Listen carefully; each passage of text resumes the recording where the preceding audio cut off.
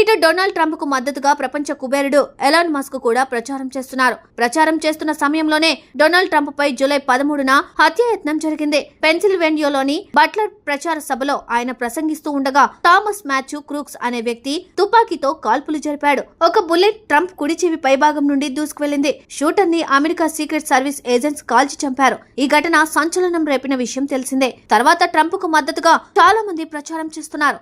ఈ క్రమంలోనే అమెరికా వీధుల్లో విచిత్ర సంఘటన చోటు చేసుకుంది. ట్రంప్ ను పోలిన ట్రంప్ మాస్క్ తో ఉన్న ఓ వ్యక్తి ప్రస్తుతం అమెరికా ఎన్నికల్లో ఆయనకు మద్దతుగా వినూత్నంగా ప్రచారం చేస్తున్నారు. ఆయన మాస్క్ పెట్టుకుని న్యూయార్క్ సిటీ 57వ స్ట్రీట్ లో వినూత్నంగా ప్రచారం చేశారు. ఈ వీడియో సోషల్ మీడియాలో తెగ వైరల్ అవుతుంది. ప్రచారం చేస్తున్న ఈ వ్యక్తి వద్దకు యూబ్లెట్ ఫౌండర్ డాక్టర్ జై జగదీష్ బాబు ఎలమంచిలి గారు వెళ్లి మాట్లాడేందుకు ప్రయత్నించారు. డూప్లికేట్ ట్రంప్ ను కలుసుకుని అసలు ఇలా చేయడానికి గల కారణాలను, ప్రచార శైలిని అడిగి తెలుసుకున్నారు. ఇటు డొనాల్డ్ ట్రంప్ కు మద్దతుగా ప్రపంచ కుబేరుడు ఎలాన్ మస్క్ కూడా ప్రచారం చేస్తున్నారు. ప్రచారం చేస్తున్న సమయంలోనే డొనాల్డ్ ట్రంప్ పై జూలై 13న హత్యాయత్నం జరిగింది. పెన్సిల్వేనియాలోని బట్లర్ ప్రచార సభలో ఆయన ప్రసంగిస్తూ ఉండగా థామస్ మాథ్యూ క్రూక్స్ అనే వ్యక్తి తుపాకీతో కాల్పులు జరిపాడు. ఒక బుల్లెట్ ట్రంప్ కుడి చెవి పైభాగం నుండి దూసుకువెళ్లింది. షూటర్ ని అమెరికా సీక్రెట్ సర్వీస్ ఏజెంట్స్ కాల్చి చంపారు. ఈ ఘటన సంచలనం రేపిన విషయం తెలిసిందే. తర్వాత ట్రంప్ కు మద్దతుగా చాలా మంది ప్రచారం చేస్తున్నారు.